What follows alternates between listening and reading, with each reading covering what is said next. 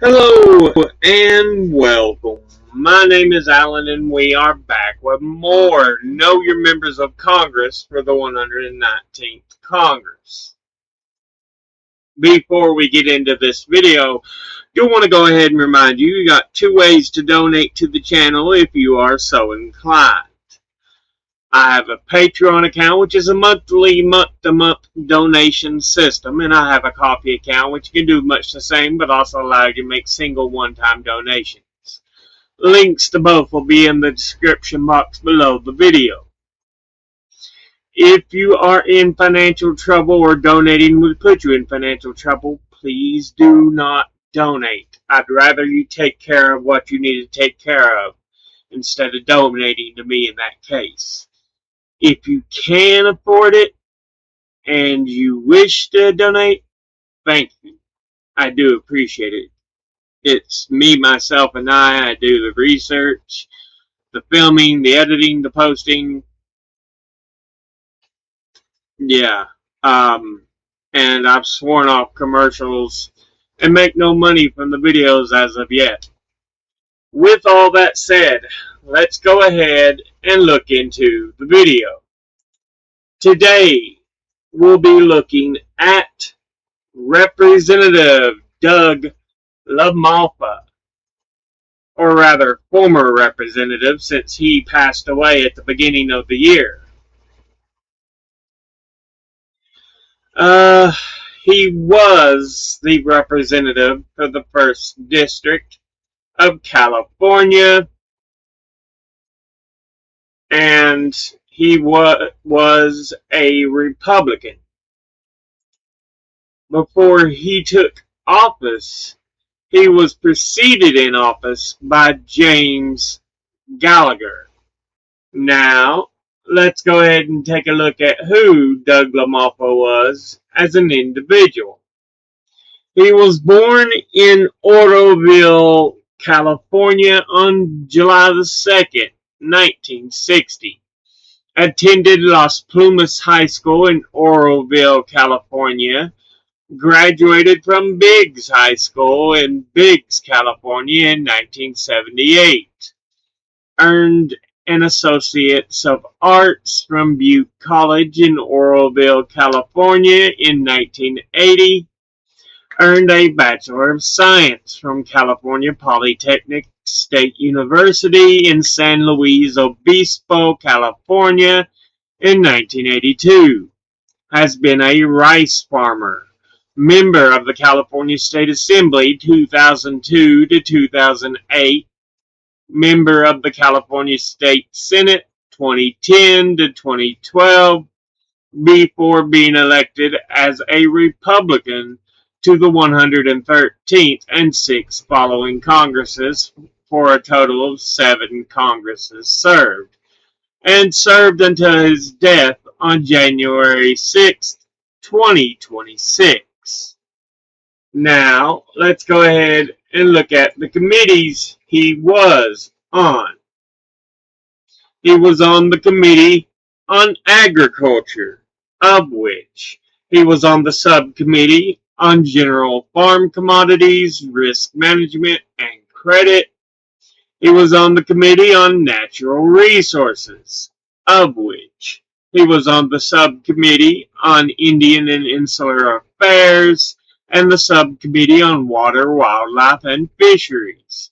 And he was on the Committee on Transportation and Infrastructure, of which he was on the Subcommittee on Highways and Transit, the Subcommittee on Railroads, Pipelines, and Hazardous Materials, and the Subcommittee on Water Resources and Environment. Now, let's go ahead and look at his top 5 individual donors and contributors over the last election cycle. At the top, number 1, we have Musco Family Olive Company. And they are headquartered in Tracy, California, and are a privately held family business offering olive products through their Pearls our early California brands. Altogether, they have donated $13,200. And once again, that's Musco Family Olive Company. Next, at number 2, we have APAC, the American Israel Public Affairs Committee, an American pro-Israel lobbying group that advocates its policies to the legislative and executive branches of the United States, being one of several such pro-Israel lobbying organizations in the United States and often called one of the most influential lobbying groups in the U.S. It describes itself as bipartisan, but all it really means is it bribes both parties, and as of 2025, reports more than 5 million members in the U.S., 17 regional offices, and a vast pool of donors. Founded in 1954 by lobbyists for the Israeli government, partly to counter international criticism of Israel's Kibbutz massacre of Palestinian villagers that year, became a powerful organization during the 1980s, and in 2002 it expressed intent to lobby Congress to authorize use of force in Iraq, defending the Iraq War in 2003 at AIPAC events. And in 2005, a Pentagon analyst pled guilty to espionage charges of passing U.S. government secrets to senior AIPAC officials in what became known as the AIPAC espionage scandal. Hugely influential in getting us into the quagmire known as the Iraq War, and big reason why we're in the quagmire now known as the Iran War. And they've been willing to steal secrets from us, and it's like, this is why they are vile, they are evil. We'll use those millions and millions and millions to vote against what is actually in the best interest of the American people, because they want the American military and industry to work for Israel. No, it's American. It should work for the American people. You are vile, disgusting, corrupt, evil, monstrous, and treacherous and treasonous in my eyes. Altogether, they have donated $10,000, and once again, that's AIPAC. Next, at number 3, we have Wine Institute. And I believe this is the same Wine Institute we're looking for. Public policy advocacy organization representing over 1,000 California wineries and affiliated businesses that whose mission is to initiate state, federal, and international public policy to enhance the environment for the responsible production, consumption, and enjoyment of wine. It is the only advocacy group representing the California wine industry at the state, federal, and international levels. And its initiatives include a partnership with California Travel and Tourism Commission to showcase California's wine and food offerings, an export program providing marketing support to California wines outside the U.S. with trade representation in 16 countries, and promotion of sustainable wine growing in conjunction with the California Association of Wine Grape Growers. It is based in San Francisco with offices in Sacramento, Washington, D.C., 6 regions of the United States, and 16 countries abroad, and it was founded in 1934. Altogether, it has donated $10,000, and once again, that's the Wine Institute. Next, at number 4, we have Huck Pack, and they are now known as Huck Pack for America, headquartered in Little Rock, Arkansas, and it used to be Mike Huckabee's actual leadership pack. But since he's been nominated to be the ambassador to Israel in that position now, it doesn't. I don't know if it's necessarily had a change in leadership, but that was the most recent affiliated person they were affiliated with, and it works to elect conservative, pro-life Republicans nationwide.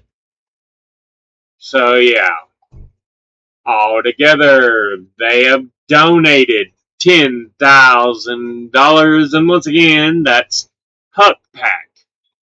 And finally, in fifth, we have USA Rice Federation, and they are headquartered in Arlington, Virginia, and are a global advocate for the USA rice industry, providing tools, conservation efforts, and an annual forum and it brings together rice farmers, millers, merchants, and representatives of allied businesses, and it hosts an Outlook conference on an annual forum for the U.S. rice milling industry and allied businesses.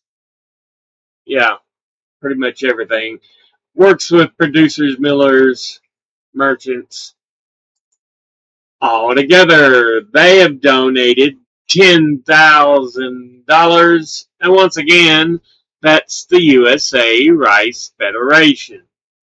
Now, we have one more that's also donated 10,000 out of the top 5, because if you notice, numbers 2, 3, 4, 5 have all been 10,000.